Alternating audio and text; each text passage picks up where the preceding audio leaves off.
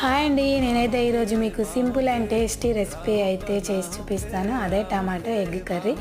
ఇంట్లో కూరగాయలు ఎక్కువ ఏమీ లేనప్పుడు నేనైతే ఈ కర్రీనే ఎక్కువ ప్రిఫర్ చేస్తాను. ఇంకా ఒక బాండి పెట్టుకొని అందులో ఆయిల్ వేసుకొని ఆయిల్ వేడెక్కాక బగారా ఆకు పువ్వు వేసుకోవాలి. అందులో కట్ చేసుకున్న పచ్చిమిరపకాయలు, కట్ చేసుకున్న ఉల్లిపాయలు, సాల్ట్, అందులోనే టమాటా ముక్కలు, కరివేపాకు వేసుకొని మగ్గించుకోవాలి. లాస్ట్లో పసుపు కూడా వేసుకోవాలి. ఒక 7 లేదా 8 ఎల్లిపాయలు అందులో మసాలా దినుసులు వేసుకొని కచ్చాపచ్చాగా దంచుకొని కారం వేసుకొని ఒక పేస్ట్లా తయారు చేసుకోవాలి. ఈ తయారు చేసుకున్న పేస్ట్ని టమాటోలకు మగ్గుతున్న వాటికి యాడ్ చేసుకోవాలి. ఇది ఒక 5 మినిట్స్ మగ్గిన తర్వాత అందులో ఎగ్స్ కూడా యాడ్ చేసుకోవాలి. ఎగ్స్ని ఒక 5 మినిట్స్ వరకు కదపకుండా అలానే మగ్గించుకోవాలి.